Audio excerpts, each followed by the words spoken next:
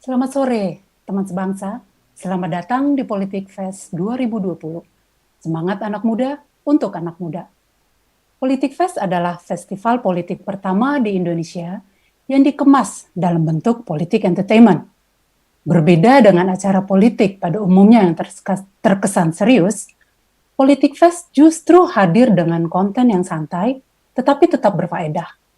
Perkenalkan, saya Priskilia yang akan menjadi moderator dalam acara Bukan Bahasa Basi.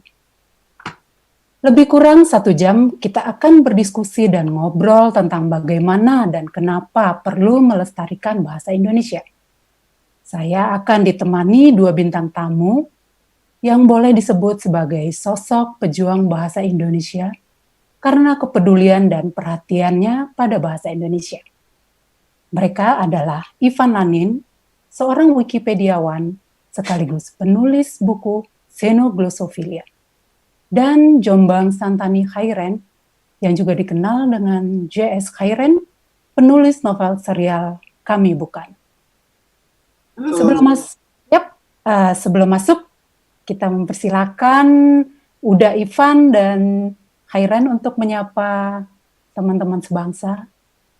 Halo Mbak Priski, halo teman-teman sebangsa, selamat ketemu. Ini tanggal, sebentar lagi kita menjelang 17 Agustus ya. Betul sekali, Uda. Halo Mbak Priski dan Uda Ivan, bertemu lagi ya setelah sekian lama. Halo juga teman-teman sebangsa. Halo. Bisa memberikan diskusi yang asik. Ya, setuju. Sebelum kita masuk ke diskusi, saya mau tanya-tanya dong sama Uda dan Khairen. Saya pengen dengar cerita Uda Ivan, kegiatannya selama pandemi ini apa aja, Uda? Itu udah Khairen dulu aja. Saya kan tadi udah duluan. Apa udah? Menghormati lempar bola. Wah, menghormati. Monggo, Uda. Oke, saya kan sejak bulan Februari itu mendirikan perusahaan yang namanya Narabahasa. Narabahasa ini kegiatan utamanya berpusat pada pelaksanaan edukasi atau pelatihan keterampilan bahasa yang sifatnya praktis. Nah, pada awalnya bulan Februari itu kami merencanakan banyak kegiatan yang sifatnya tatap muka. Tapi begitu pandemi melanda Indonesia pada Maret ya, mulai Maret itu kan kita mulai diminta untuk mengurangi kegiatan. Lalu akhirnya pada akhir Maret itu benar-benar ada PSBB. Nah, sejak akhir Maret itu saya aktif untuk mengajar secara daring atau online. 1 pekan itu bisa ada 4 kelas publik yang kami berikan dari Narabahasa. Lalu kemudian ditambah juga dengan kelas-kelas yang sifatnya geriaan atau in-house. Jadi itu yang selama beberapa bulan sejak bulan Maret menyita waktu saya ngajar. Gitu Mbak. Oke. Berikutnya saya bertanya ke Khairen. Hal yang sama Khairen. Selama pandemi ini apa kesibukannya? Saya dengar malah Khairen mulai merambah ke dunia seni peran sepertinya. Bisa cerita nggak Khairen? Ya, pandemi ini mengajarkan kita untuk lebih sering ya. Semuanya jadi lebih sering, nggak cuci tangan doang. Lebih sering ngobrol sama keluarga, lebih sering teleponan sama keluarga yang jauh, lebih sering ikut kelas online juga. Saya ada kali 30-an kelas yang saya ikutin gitu. Terus luar biasa. Sibukannya tetap nulis, tetap riset, cuma ini ada kendala sedikit, ada sebuah novel action yang mesti saya lanjutkan.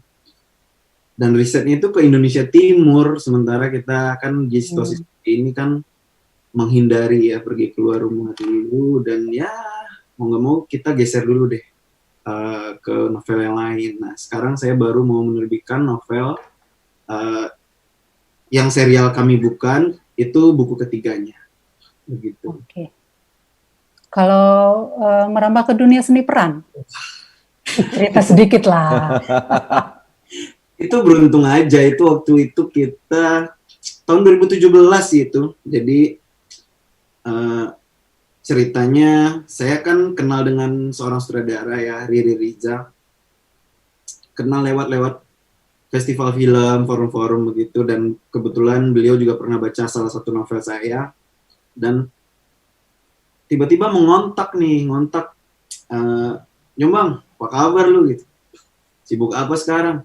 Nggak ada bang, nulis novel aja gitu. Dikirain bakal ngajak nulis skrip gitu kan. Nggak taunya malah minta foto gitu. Wah, ya udah kasih gitu.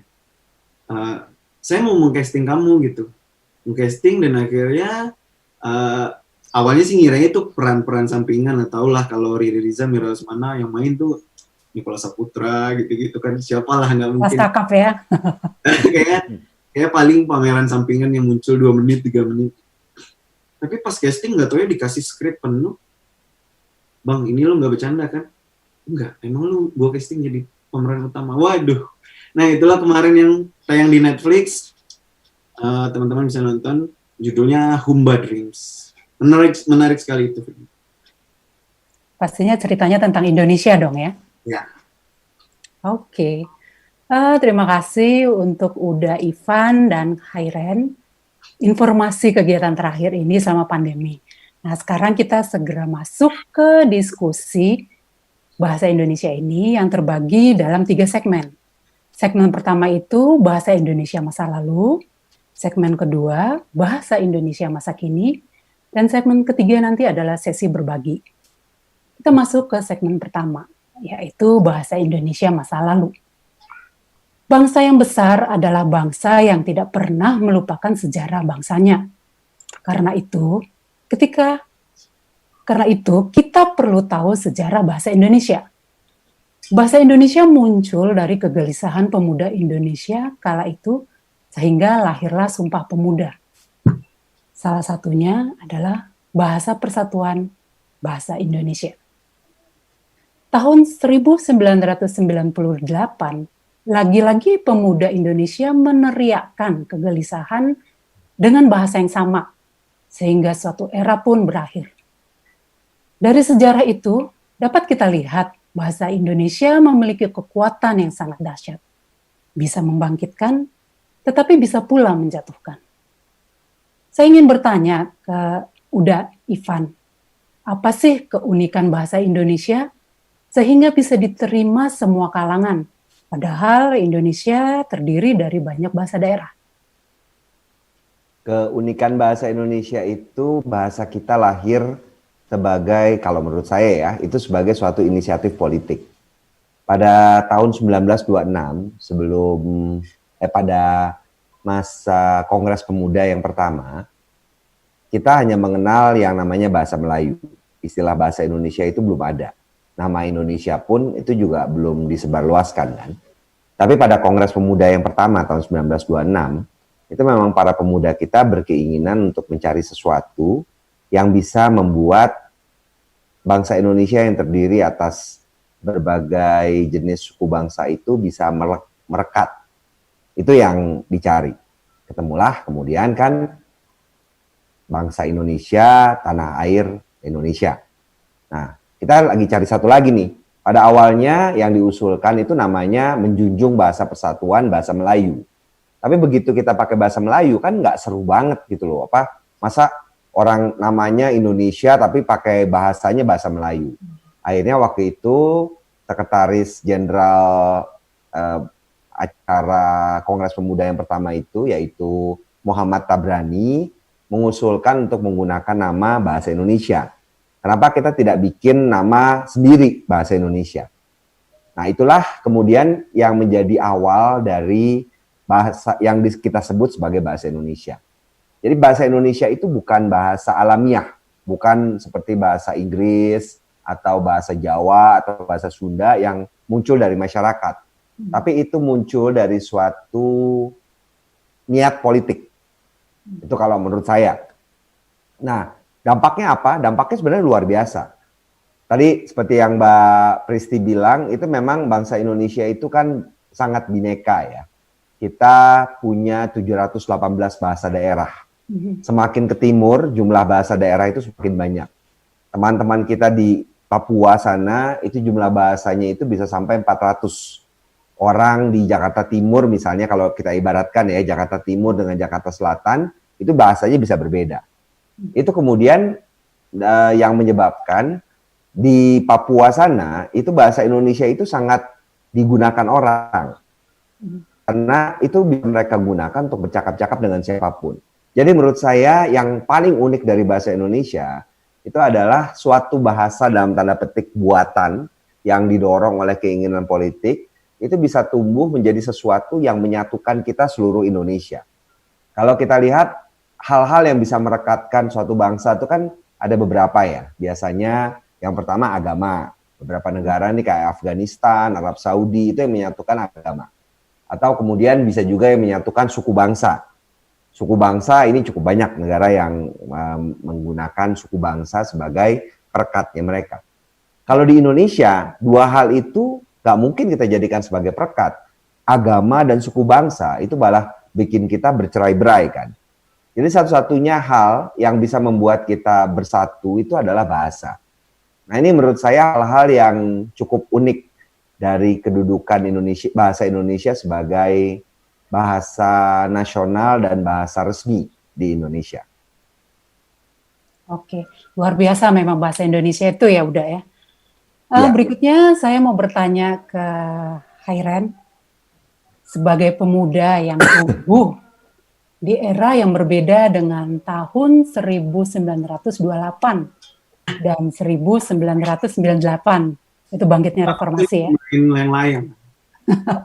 Masih lain, udah lahir ya berarti ya. Pada saat itu ketika bahasa Indonesia memiliki kekuatan yang sangat dahsyat. Saya mau bertanya dong, dari skala 1 sampai 10, seberapa besar sih cintanya Khairan pada bahasa Indonesia? 8 mungkin. Kenapa 8? Kenapa bukan 10 nilai sempurna? Karena nilai sempurna hanya milik Sang Maha Pasti. Benar-benar sastra. Oke. Ada mungkin jawaban lain yang mungkin karena ada pengaruh harus menguasai bahasa daerah juga atau bahasa asing? Gimana ya, karena saya besar di daerah, baru aktif secara harian menggunakan bahasa Indonesia itu ya ketika merantau ke Jakarta tahun 2009, sekitar 10-11 tahun. Lalu di sini juga kuliahnya kadang ada yang mengantar bahasa Inggris, ada juga yang bahasa Indonesia. Jadi tahun-tahun awal tuh sempat agak gugup ya, maksudnya gegar budaya. Tapi angka 8 itu bukan berarti tidak seutuhnya mencintai, cuma agar selalu ada celah untuk penasaran. Kan kalau orang menyayangi sesuatu, kalau terlalu menyayangi, Setuju. Setuju. Oke. Berikutnya saya mau bertanya ke Uda Ivan lagi nih. Saya mau tanya Uda, selain sebagai alat komunikasi, apa bahasa Indonesia punya kegunaan lain? Punya, pada dasarnya kan bahasa itu punya beberapa fungsi. Ada 3, kalau saya mengelompokkannya ada 3. Mungkin orang-orang lain akan mengelompokkan menjadi berbagai jenis ya. Saya melihatnya bahasa itu punya 3 fungsi, yaitu fungsi komunikasi, fungsi ekspresi, dan fungsi sosial. Tadi kan sudah dibilang fungsi komunikasi. Fungsi komunikasi itu tujuan utamanya adalah untuk menyampaikan pesan. Kita menggunakan bahasa untuk bisa menyampaikan gagasan kita kepada orang lain. Dan untuk keperluan itu, kita perlu bisa berbicara atau menulis dengan jelas. Kemampuan tersebut membuat pesan yang kita sampaikan itu bisa diterima oleh orang dengan efektif. Itu yang kita harapkan. Kalau kita lihat ada permainan pesan berantai itu ya, dalam satu ruangan, 5 orang menyampaikan pesan dari ujung sampai akhir, dari ujung awal sampai ujung akhir, itu pesannya udah bisa berubah tuh. Padahal mereka berada dalam satu ruangan kan.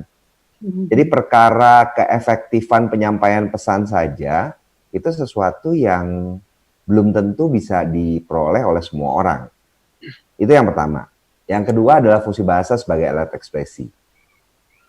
Kalau kita perhatikan orang penutur bahasa asing ya, itu mereka kadang-kadang kita menganggap mereka lebay. Mereka itu sering sekali mengucapkan wonderful, excellent. Mereka bilang kayak gitu kan. Kalau misalnya ditanya how do you feel, itu juga mereka bilangnya I'm happy, I'm sad. Ya ini saya maaf ngomong pakai bahasa Inggris karena mereka nggak mungkin ngomong pakai bahasa Indonesia kan. Ya. Jadi mereka tuh bisa dengan lugas mengungkapkan apa yang mereka rasakan. Bahkan mungkin kadang-kadang kita rasakan lebay. Kalau ditanya, kita jarang sekali memuji. Coba deh, orang Indonesia itu jarang gitu bilang, waduh, keren banget, jarang banget. Kita paling bilang, oke. Kita paling bilang kayak gitu kan. Terus kemudian kalau ditanya, bagaimana perasaanmu? Kita paling jawabnya, biasa atau oke lah gitu. Bahkan kadang-kadang kita suka bingung, kita jawabnya, gimana ya, gitu deh. Gitu. Kita kesulitan untuk mengekspresikan apa yang kita rasakan. Itu fungsi bahasa yang kedua, alat ekspresi. Sebenarnya kita berutang kepada para sastrawan, karena para sastrawan inilah sebenarnya orang-orang yang memang mendayagunakan bahasa sebagai alat ekspresi. Ketiga, fungsi bahasa sebagai alat sosial. Bahasa itu kita gunakan untuk beradaptasi maupun untuk menunjukkan identitas. Kita masuk ke kelompok tertentu kan kita berusaha belajar ini kelompok, cara mereka berbicara itu bagaimana ya. Terus kemudian dari zaman ke zaman itu para anak muda selalu berusaha untuk membuat bahasa sendiri, bahasa slang. Dari mulai bahasa prokem, terus kemudian bahasa alay, bahasa yang terakhir ini bahasa kui, yang kui, terus sabi, metatasis lah, dibalik ini urutannya. Nah, ini adalah fungsi bahasa sebagai alat sosial, alat adaptasi, alat identitas, sama satu lagi yaitu alat persuasi, meyakinkan kepada orang mengenai satu hal.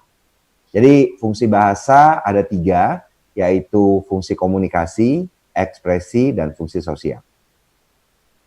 Oke. Pertanyaan berikutnya, saya ingin nanya, adakah kutipan berbahasa Indonesia dari orang Indonesia ini ya, atau tokoh Indonesia yang maknanya sangat berpengaruh dalam hidup Khairen? Ada 2.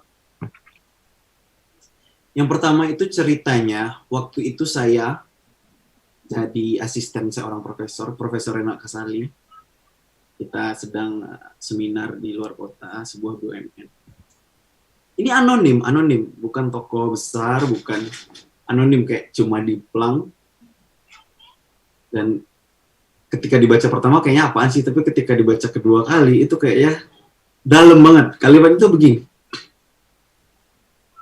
Orang pandai banyak jalan, orang malas banyak alasan. Sederhana aja, anonim.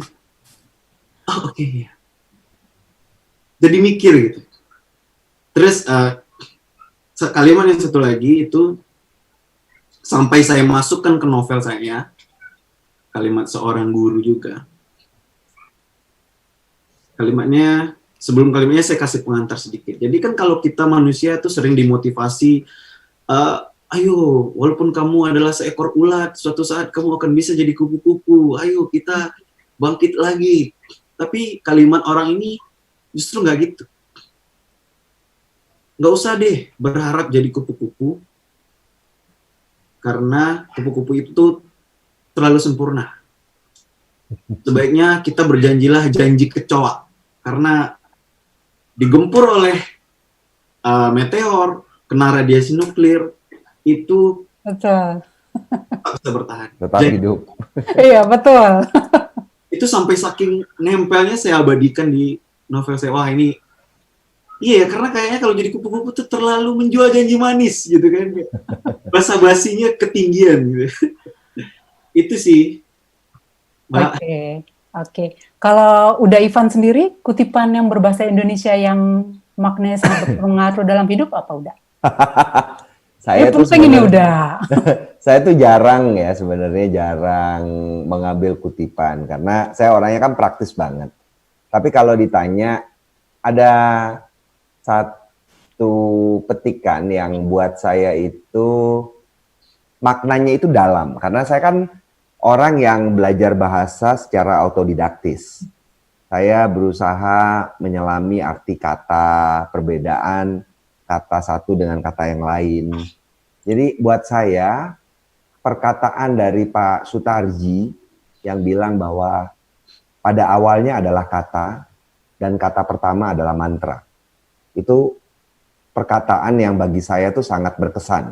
Karena menurut saya kata-kata itu memang sesuatu yang memiliki daya magis. Itu dari saya itu.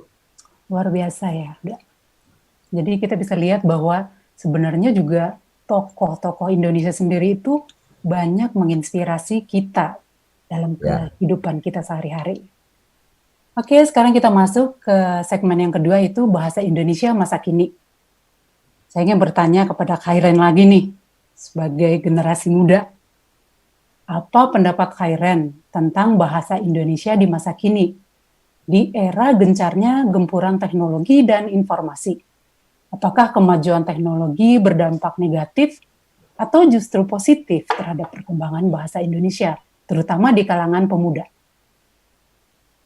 Positif negatifnya itu lagi-lagi tergantung orangnya sih. Misalnya, saya cerita aja, di kantor, kita sebuah perusahaan besar, ada orang-orang yang datang dari India, dari Amerika, dari berbagai negara kerja di tempat kita. Justru terjadi pertukaran budaya. Mereka akhirnya ikut bimbel bahasa Indonesia untuk supaya bisa bicara hal-hal sederhana. Mau kemana bro gitu, walaupun kayak kadang lucu gitu. Sehingga kebutuhan itu lahir, kebutuhan berbahasa itu lahir. Dan ketika kita sebagai orang pemilik bahasa asli mendengarnya, wah, gua sepertinya harus naik kelas nih dalam berbahasa. Betul. Kemudian untuk sisi positif lainnya, sosial media. Ini nanti juga bisa dihubungkan ke tingkat literasi Indonesia. Sosial media kita sebetulnya bisa jadi senjata yang baik. Senjata yang baik dalam menguatkan kampanye berbahasa. Kalau udah Ivan Lanin di sini adalah seorang yang sangat aktif sekali di Twitter gitu. Kalau kita bertanya, artis buah kata nggak ada gitu, nggak ada di kamus, atau kita males buka kamus, tinggal ketik cari di Twitter Ivan Lanin, masukkan itu ada. Terus ya itu salah satu dampak positif dari teknologi digital kan, ternyata membuat pertukaran informasi, ternyata membuat pertumbuhan bahasa, sebagaimana tadi udah Ivan Lanin bilang bahwa bahasa itu berkembang, ternyata teknologi membuatnya jadi cepat-cepat aja tuh gitu.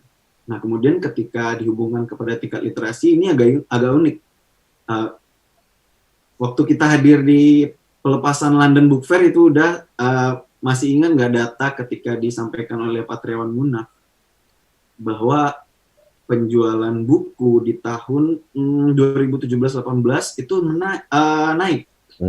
Nah, saya selalu sampaikan data itu kemana-mana kalau seminar di kampus, di sekolah, bilang literasi Indonesia rendah. Enggak. Justru sekarang literasi sedang naik-naiknya. Baca buku. Orang baca utas di Twitter. Gitu. Itu kan bukti bahasa kita ternyata hidup gitu. Roda dan mesinnya itu berjalan banget gitu. Begitu sih Mbak Priskil. Oke. Berikutnya saya mau nanya ke Uda Ivan lagi nih.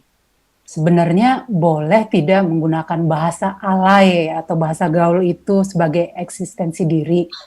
Apakah dengan kemunculan bahasa gaul di kalangan muda ini menandakan keterampilan berbahasa Indonesia menurun? Atau itu sebenarnya bentuk kreativitas berbahasa anak muda dengan alasan efisiensi kata, Uda? Boleh. Kan tadi seperti saya bilang, fungsi bahasa itu ada 3.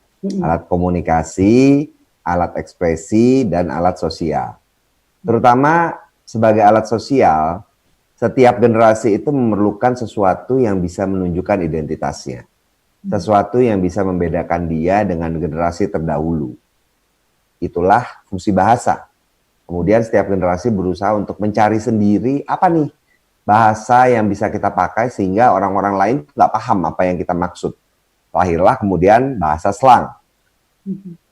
Jadi kalau dari segi fenomena kebahasaan, ini sesuatu yang sangat lazim. Yang mungkin perlu diwaspadai adalah ketika generasi muda ini tidak bisa membedakan kapan mereka boleh menggunakan gaya bahasa tertentu. Kan kita bahasa Indonesia itu dikenal memiliki sifat diglosia. Diglosia itu artinya di itu dua, glosia bahasa. Ragam formal dan informal bahasa Indonesia itu berbeda jauh. Karenanya ketika orang belajar bahasa formal, dia akan kesulitan sewaktu dia berusaha untuk menggunakan ragam bahasa informal. Seolah-olah keduanya adalah bahasa yang berbeda. Teman-teman kita dari luar negeri gitu ya, dari Australia datang ke Indonesia, sengaja ingin belajar bahasa Indonesia, baku. Begitu mereka gunakan di lapangan, itu mereka nggak bisa memakainya kan. Mereka tidak mungkin menawar tukang sayur, Bapak, dapatkah saya membeli kangkung 1 kilogram? Tidak mungkin dia melakukan itu. Tukang sayurnya akan protes kepada dia, ngelihat dengan pandangan aneh, terus bilang, oh tidak semudah itu Rudolfo. Dia akan bilang kayak itu. Ferguso, kalau sekarang Ferguso ya. Jadi itu yang menurut saya perlu dipahami oleh generasi muda. Kita mesti di tengah kebiasaan kita untuk menggunakan bahasa informal, kita juga mesti membiasakan diri kita, terutama untuk masa depan, untuk belajar menggunakan bahasa formal. Segala sesuatu itu kalau tidak dibiasakan, pasti kita akan canggung. Makanya percuma kita berharap kita nanti biasa anak kuliah gitu ya, berharap dia akan bisa bikin skripsi dengan bagus, kalau dia tidak melatih keterampilan berbahasa formal dia sejak awal. Tuh. Paling sederhana beginilah, kita harus bisa membedakan bagaimana cara kita berbicara kepada teman sebaya dengan dosen bimbing. Dulu saya pikir saya tidak pernah diberitahu bagaimana caranya saya mesti berkomunikasi dengan dosen bimbing. Sekarang banyak sekali universitas yang mesti memasang spanduk besar-besar informasi cara untuk menghubungi dosen pembimbing. Hal seperti itu aja masa mesti dikasih tahu sih? Tapi ternyata itu yang kita hadapi saat ini. Jadi bagi saya fenomena bahwa setiap generasi itu berusaha untuk menciptakan bahasa sendiri sebagai lambang identitas mereka itu hal yang biasa. Yang mesti diwaspadai adalah kita harus tetap belajar untuk bisa menyesuaikan ragam bahasa kita dengan siapa yang kita hadapi dan dalam konteks apa. Itu. Oke, saya setuju dengan Uda bahwa bahasa itu memang kita harus melihat dengan siapa kita bicara, dengan siapa kita berhadapan memang. Ya. Oke, berikutnya saya mau bertanya dong ke Khairen.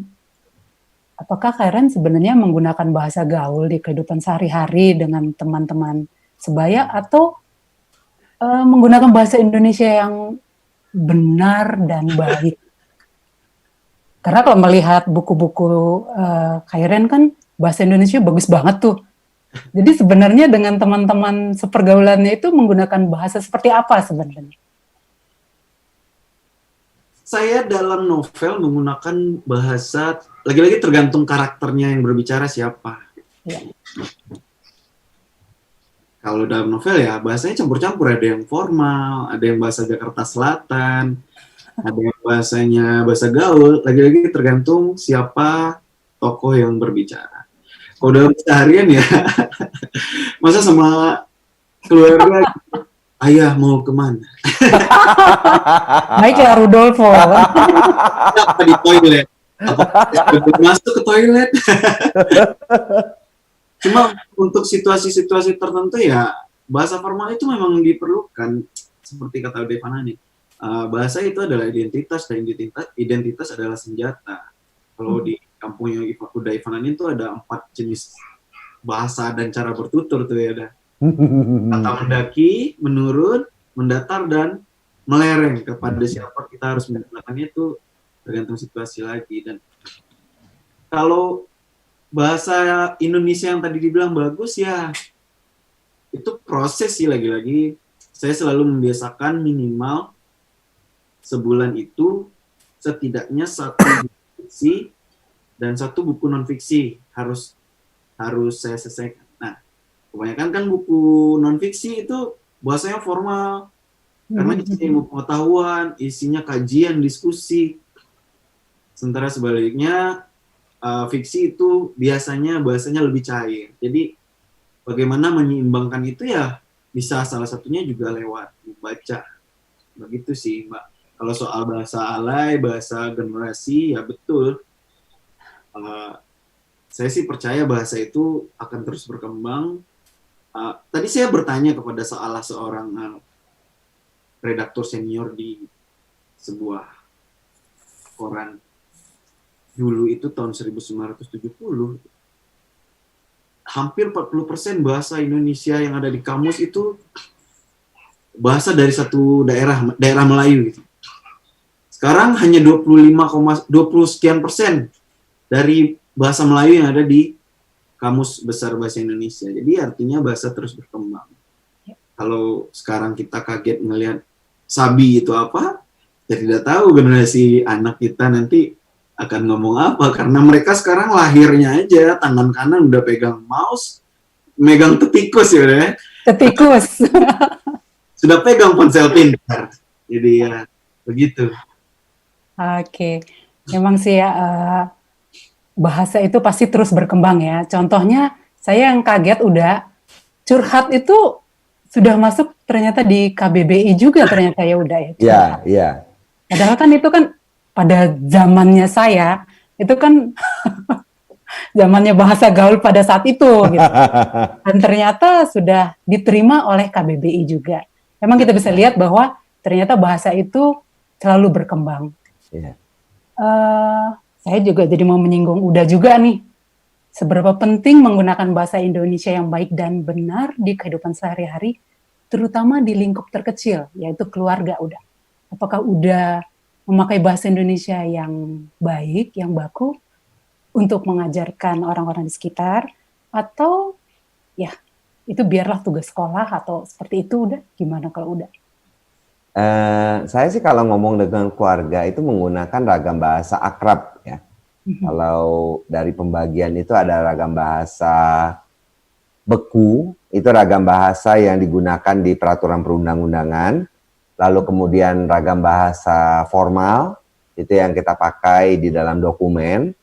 Kemudian bahasa percakapan, itu yang kita gunakan waktu bercakap-cakap di lingkungan pekerjaan. Ragam bahasa santai, dan terakhir ragam bahasa akrab.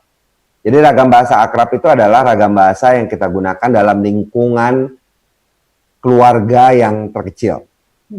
Jadi pasti saya akan menggunakan itu. Mustahil saya akan menggunakan gaya bahasa seperti yang saya gunakan pada saat ini untuk bicara dengan anak saya atau dengan istri saya. Nah, yang bisa saya lakukan itu adalah mengajarkan kepada anak saya. Kalau istri saya udah ketuaan lah, dia nggak perlu diajarin lagi. Tapi kalau anak saya, yang perlu saya ajarkan kepada dia, bahwa kita itu mesti bisa menyesuaikan bahasa yang kita pakai dengan kawan bicara kita. Tadi seperti yang saya sampaikan pada bagian awal kan, itulah yang disebut dengan bahasa yang baik. Bahasa yang baik itu artinya sesuai dengan konteks. Nah, kemudian PR berikutnya adalah mengajarkan bahasa yang benar. Sebenarnya kalau menurut saya, pengajaran bahasa yang benar itu merupakan tugas sekolah. Kalau menurut saya begitu. Tapi orang tua atau keluarga berperan untuk membiasakan anak. Artinya dia juga harus dibiasakan bahwa tidak perlu canggung loh menggunakan bahasa yang formal. Ada situasi yang membutuhkan kita untuk melakukan hal tersebut. Paling gampang begini. Dari segi penyebutan.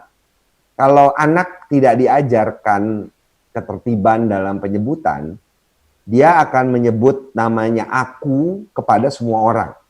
Padahal aku itu ya diterimanya itu digunakan hanya untuk bercakap-cakap dengan orang yang kita akrab. Kepada orang baru yang kita baru kenal, itu kita sebaiknya tidak menggunakan kata aku. Kita menggunakan kata saya. Kemudian juga untuk merujuk orang yang lebih tua, kita tidak pernah menggunakan kata kamu atau kata kalian. Dan ternyata saya lihat dari teman-teman anak saya, itu ada yang menyebut saya itu dengan kata kamu. Berarti dia tidak mendapat pengajaran tersebut dari orang tuanya. Nah, hal-hal seperti itu yang saya pikir bisa diajarkan di keluarga. Beban untuk mengajarkan bahwa awalan itu bukan awalan baku loh. Misalnya ngapain atau ngobrol itu bukan awalan baku, tapi awalan yang resminya adalah gitu misalnya. Kalau itu menurut saya tugas sekolah. Tapi hal-hal sederhana dalam melatih anak bahwa ada perbedaan ragam bahasa, itu saya pikir bisa dilakukan oleh orang tua. Saya bertanya lagi ke Uda nih, semakin menarik ini soalnya Uda. Hal terburuk apa yang mungkin muncul seandainya keterampilan berbahasa Indonesia anak muda menurun dan memudar? Adakah cara untuk mengantisipasi atau melestarikan bahasa Indonesia itu? Kemungkinan terburuk itu adalah kita dimanipulasi oleh orang. Bahasa itu alat yang bisa berdampak baik, bisa berdampak buruk. Sama seperti senjata. Senjata itu bisa membunuh kawan atau bisa membunuh lawan. Saya semboyannya narabahasa itu adalah kuasai bahasa, kuasai dunia. Saya menyadari bahwa semboyan ini bisa memberi manfaat, tapi juga bisa memberi mudarat.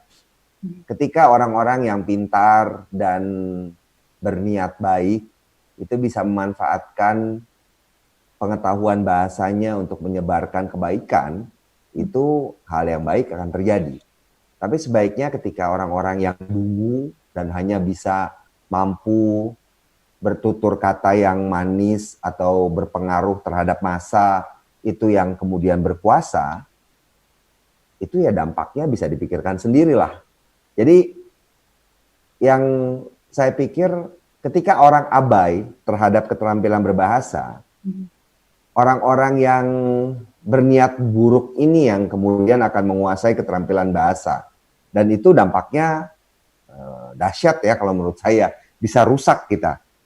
Makanya kemudian narabahasa, ini saya tidak bermaksud iklan ya, tapi memang saya mendirikan narabahasa bulan Februari tahun ini, itu saya meninggalkan pekerjaan profesional saya sebagai konsultan di perusahaan yang lama, karena saya ingin masyarakat Indonesia itu lebih pintar gitu loh, lebih tidak mudah untuk dibodohi oleh orang-orang yang hanya mengandalkan kemampuan dia untuk berbicara, kemampuan dia untuk menulis. Itu yang saya inginkan.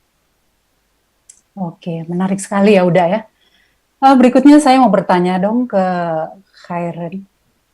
Di era globalisasi ini, bisakah bahasa Indonesia digunakan sebagai alat untuk membuat perubahan seperti 90 tahun lalu, yaitu pada saat Sumpah Pemuda, atau 20 tahun lalu pada saat munculnya era reformasi?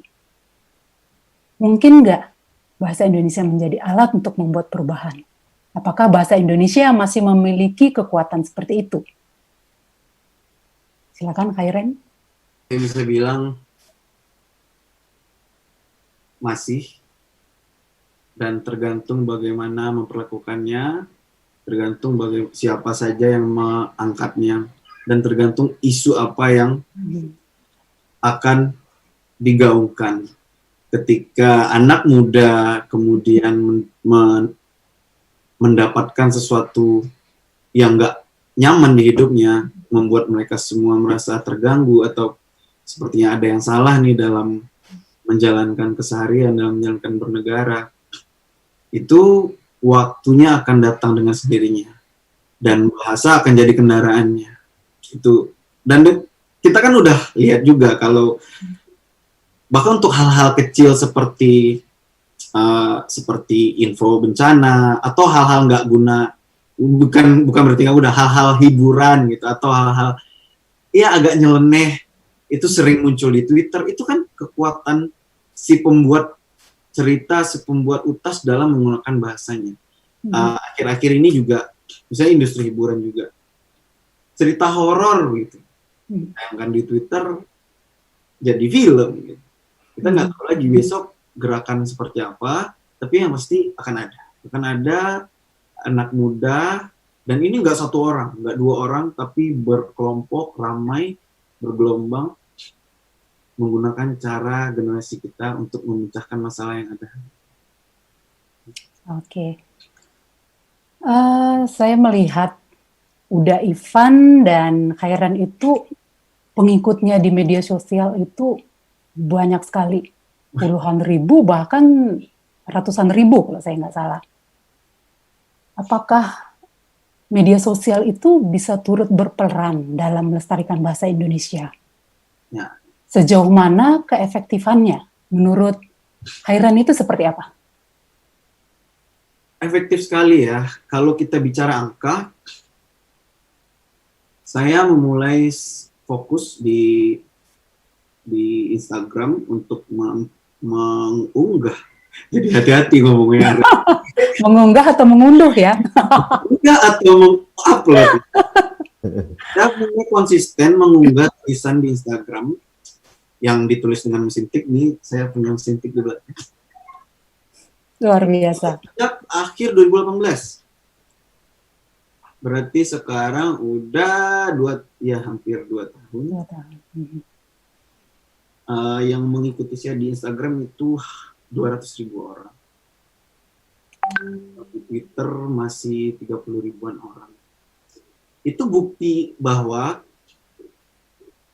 ternyata banyak orang yang membutuhkan kalimat-kalimat yang mungkin maknanya biasa aja, atau malah maknanya dalam sekali gitu, yang kemudian dituturkan oleh saya selaku penulis di sosial media.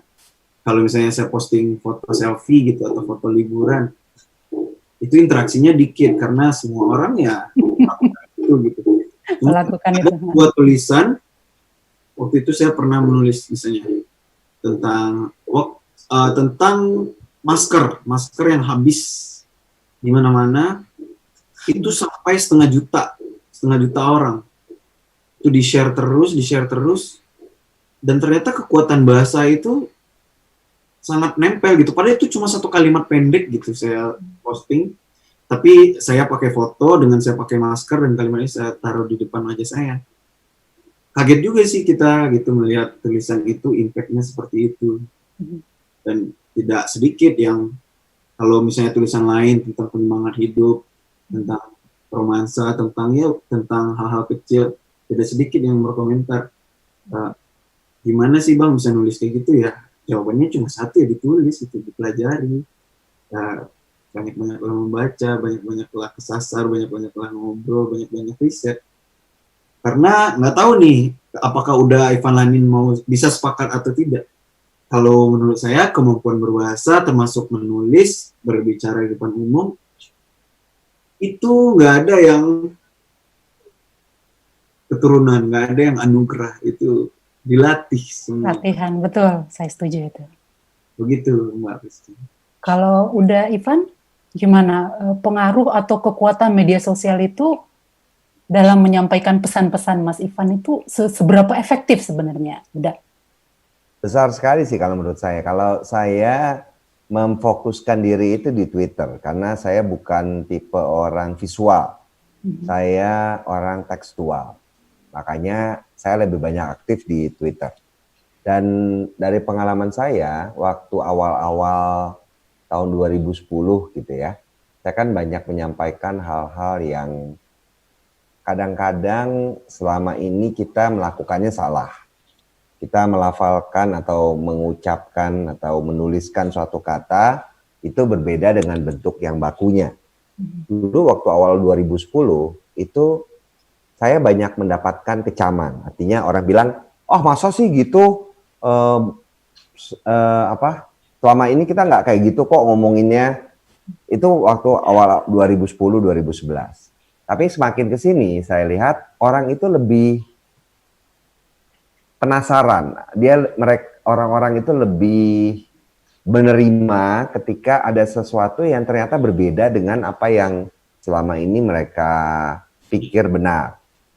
Semangat ini kan sebenarnya bagus ya. Artinya di dalam bidang keilmuan itu memang yang harus kita tanamkan adalah bagaimana orang itu bisa terbuka terhadap kemungkinan adanya perubahan, kemungkinan adanya konsep-konsep baru. Demikian juga dari segi bahasa. Banyak orang Indonesia yang merasa karena mereka lahir di Indonesia, terus kemudian mereka menggunakan bahasa ibu, bahasa Indonesia, mereka paham 100% tentang bahasa Indonesia. Padahal ada banyak sekali aspek di dalam bahasa Indonesia yang ternyata kita itu belum paham. Contoh paling nyata aja, banyak orang masih mengatakan tidak masalah. Padahal di dalam bahasa Indonesia itu ada kata bukan dan ada kata tidak. Keduanya digunakan untuk menegasikan sesuatu. Bukan dipakai untuk kata benda, tidak dipakai untuk kata kerja, di luar dari kata benda. Nah, masalah itu adalah kata benda. Jadi harusnya kita menggunakan kata bukan masalah, bukan tidak masalah. Nah, itu contoh bahwa orang Indonesia itu belum sepenuhnya memahami kaidah tata bahasa bahasa Indonesia. Jadinya kita harus selalu berusaha terbuka, kita harus selalu membuka diri terhadap kemungkinan bahwa apa yang kita pikirkan benar selama ini terhadap penggunaan bahasa kita ternyata salah. Itu, Mbak. Oke, aduh menarik sekali. Udah, sebenarnya saya banyak banget masih ingin bertanya, tapi waktu kita ini sempit sekali. Kita sudah harus masuk ke segmen berikutnya, itu segmen sesi berbagi. Sesi berbagi ini kita akan bicara tentang saran dan petunjuk-petunjuk praktis dari Uda dan Khairen. Pertama saya akan bertanya kepada Uda Ivan. Penggunaan bahasa Indonesia yang baku sering dianggap oleh kaum muda sebagai bahasa kaku dan rumit. Sementara di buku Uda Ivan itu ada kalimat yang saya sangat suka. Baku tak mesti kaku. Ada saran nggak Uda untuk membuat kalimat baku tetapi tidak kaku? Gimana caranya Uda? Itu yang saya coba lakukan sejak tahun 2010. Saya kan selalu menggunakan ragam bahasa yang baku di Twitter. Saya tidak peduli bahwa orang berpikir, nih orang nggak asik banget kalau orang bilangnya saya itu perusak pesta, party pooper. Orang banyak yang penasaran, nih Ivan ini kalau datang ke pesta tuh gimana ya, dia bikin orang-orang jadi males. Enggak kok, saya kalau ketemu dengan teman-teman saya nyebutnya juga, gimana kabar lu bro? Itu juga saya lakukan karena saya berusaha menempatkan bahasa itu sesuai konteks seperti yang tadi saya bilang. Nah, jadi bagi saya pikir yang paling penting mesti dipahami oleh orang itu pertama bahasa yang baik dan benar tadi. Terus kemudian kedua, saya sepakat dengan yang Mas Uda Khairen tadi sampaikan, bahwa bahasa itu adalah suatu keterampilan yang mesti dilatih untuk bisa membuatnya menjadi lebih baik. Sama seperti kalau kita belajar berenang, itu kan kalau kita tidak pernah berlatih kan sampai kapanpun kita tidak akan pernah bisa berenang kan. Dulu waktu main sepeda juga begitu. Kalau kita takut untuk naik sepeda karena takut jatuh, sampai kapanpun kita nggak akan bisa. Kita memaksa diri, dipegangin mungkin ya, terus kemudian nanti kita ya mungkin sempat jatuh juga, tapi lama-lama kita akan fasih. Kalau kita agak lama berhenti main sepeda, nanti mungkin agak kagok sedikit, tapi begitu coba lagi, itu nanti bisa lagi. Keterampilan berbahasa pun demikian. Ketika kita ingin bisa menulis, percuma kita bolak-balik bilang, pokoknya nanti kalau misalnya saya bikin skripsi, saya mesti bisa menulis. Kalau nggak pernah dilatih dari sekarang, itu percuma. Jadi yang paling penting kalau menurut saya itu, yang pertama memahami bahwa bahasa itu ada aspek baiknya, ya yang sesuai konteks, dan benarnya yang sesuai kaidah. Dan yang kedua, keterampilan bahasa itu mesti dilatih dan tidak bisa hanya diangankan. Oke. Berikutnya saya mau bertanya kepada Khairen. Khairen itu suka menulis kutipan-kutipan di media sosial menggunakan bahasa Indonesia yang indah. Sampai-sampai kutipan itu menggugah hati saya yang membacanya. Adakah saran atau petunjuk praktis dari Khairen untuk menggunakan bahasa Indonesia yang baku, tetapi tetap indah dibaca? Apa saran dari Khairen? Sarannya saya ke praktikal aja ya, karena setiap hari saya melakukan ini. Ada banyak sih sebetulnya caranya, tapi ini 2 yang paling umum yang selalu saya latih. Bahkan setelah saya menerbitkan sekian buku, saya terus melatihnya. Yang pertama itu permainan 3 kata. Kita tentukan kata benda, tentukan kata kerja, lalu kata yang lainnya, bisa kata sifat. Saya kata bendanya rumah, terus kata kerjanya tancap, terus satu lagi katanya putih. Dan jadilah kalimatnya seperti ini. Aku menancapkan bendera putih di depan rumahmu. Perjuangan ini telah usai, meski perasaan ini belum selesai. Yes. Sederhana aja. Luar biasa. Mungkin orang mengiranya, oh itu lewat proses Proses yang panjang. dulu gitu, proses yang cuma itu ya mungkin ada bagian perasaan kita yang diolah, tapi ada juga latihan. Terus satu lagi, kalau trik 3 kata, ini menggunakan trik akhiran yang sama, imbuhan yang sama. Misalnya, saya bacakan juga. Judulnya adalah, tiap kita punya musuh besar. Ia hadir lebih menakutkan dari kegelapan, menyengat lebih panas dari Aldebaran, lebih berbahaya dari bisa king cobra yang melumpuhkan, lebih dingin daripada kutub bumi yang membekukan. Di mana musuh itu berada, dalam jiwa kita sendiri. Cara menaklukkannya, engkau sendiri yang tahu, kawan. Nah, itu kan bagian tengahnya tadi, an. Ya, ada 2 cara pendekatannya. Bisa kita pikirkan dulu maknanya yang ingin kita sampaikan apa, baru kita cari kata yang cocok, atau kita bongkar aja dulu kamus, lihat kita belum tahu nih mau sampaikan apa, karena ada satu makna yang bolong. Cari dulu aja thesaurus kamus. Ada, akhirnya ketemu. Sama kalau ingin jadi penulis, ini selalu pertanyaan yang paling sering ketika seminar, ketika di media sosial, dan jawaban saya tuh selalu sama. Tapi di sini akan saya kasih jawaban bonus. Jawaban saya selalu sama. Kalau ingin jadi penulis, itu caranya hanyalah menulis. Tidak ada cara yang lain. Setuju. Tanya sama siapapun. Andrea Hirata, J.K. Rowling. Tanya, cara menulis kita yang menulis. Dan kemudian saya menerjemahkan itu menjadi konsisten. Belajar, membaca, menulis. Saya udah, kalau sekarang nih, apalagi sejak pandemi jadi mulai disiplin. Jam 4 subuh saya udah bangun, kayak Hotman Paris. Ini jam segini saya udah Luar biasa. jam 6 atau jam 7 tuh udah nulis. Udah dapat 2 bab, 3 bab. Kalau misalnya sebulan, itu udah dapat 1 novel. Itu di luar ya. Jadi ya, kalau kata orang tips, trik segala macam, nggak ada tips rahasia, nggak ada. Menulis ya. Menulis. Menarik sekali untuk saran-saran dan tips ya, saran dan petunjuk-petunjuk praktis untuk menulis bahasa yang baku, tidak kaku, dan bahasa yang indah. Sayang sekali waktu kita sangat singkat terasa. Sebenarnya masih banyak yang ingin saya tanyakan, tapi ya sudahlah. Mungkin kita sudah harus mengakhiri acara diskusi kita ini. Tapi sebelum saya mengakhiri acara diskusi, ada informasi tentang donasi.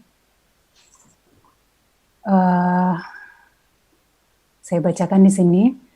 Sebagai salah satu bentuk kepedulian kepada para veteran yang terkena imbas pandemi virus corona, KG Media membuka sebuah donasi lewat kitabisa.com untuk meringankan beban mereka. Saatnya kita menjadi pahlawan untuk para pejuang kemerdekaan. Untuk info lebih lanjut, klik bit.ly/veteran berjuang. Oke.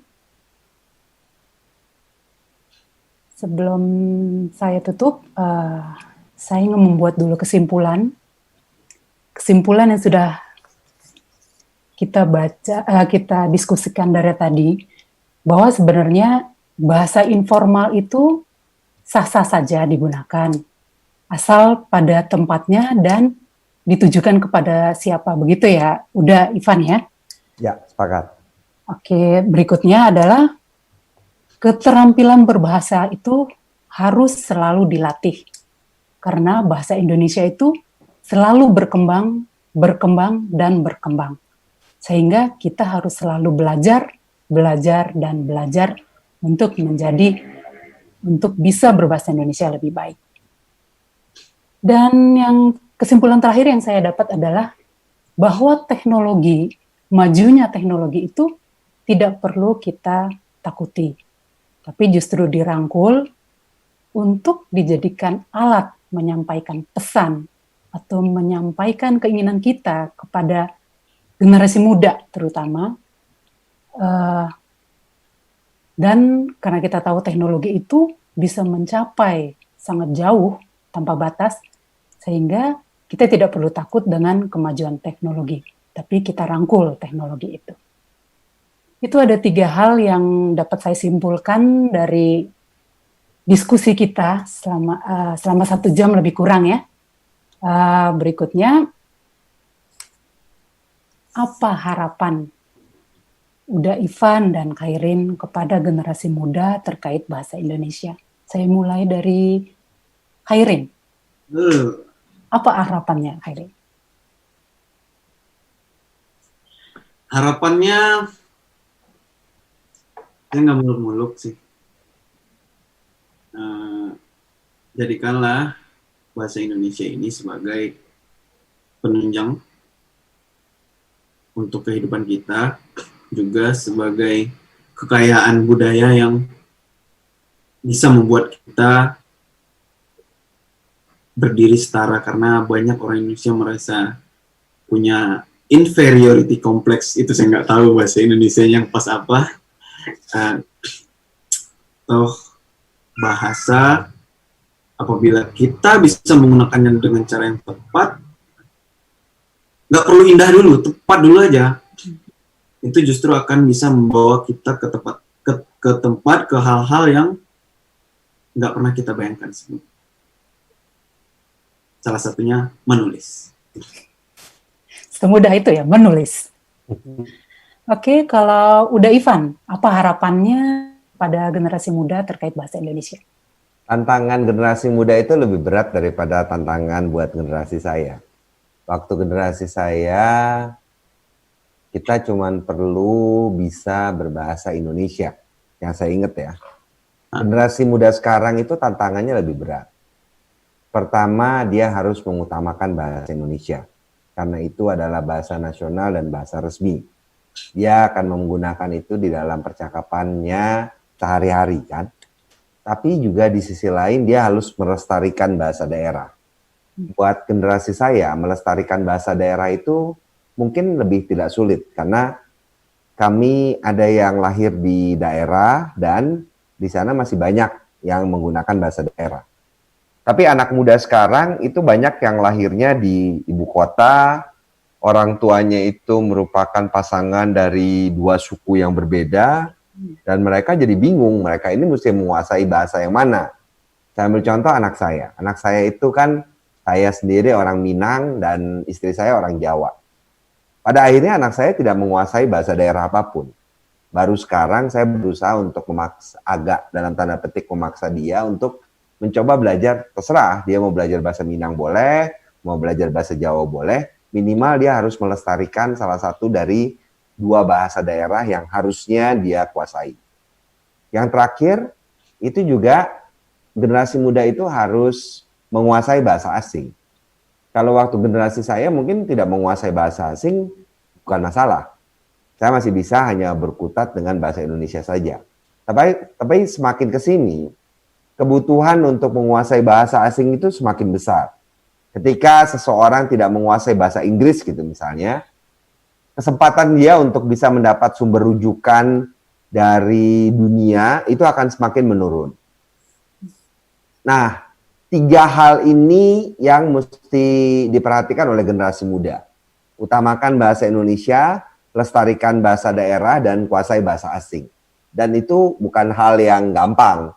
Menguasai 3 bahasa dan menjadi seorang triglot itu sesuatu yang harus dikerjakan dengan niat yang baik ya kalau menurut saya.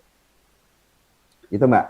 Oke, menarik sekali pembicaraan kita, diskusi kita selama sekitar 1 jam terakhir ini. Saya mengucapkan terima kasih kepada Uda Ivan Lanin dan juga kepada Khairen atas pencerahan mengenai bahasa Indonesia, terutama untuk generasi muda. Saya hanya ingin, sebelum saya tutup ini acara, saya hanya ingin mengajak teman sebangsa untuk mengurangi menggunakan kalimat basa-basi. Kemampuanmu berbahasa Indonesia menunjukkan intelektualitasmu sebagai pemuda Indonesia. Sebab bahasa Indonesia bukan bahasa basi. Semangat anak muda untuk anak muda. Selamat sore teman sebangsa.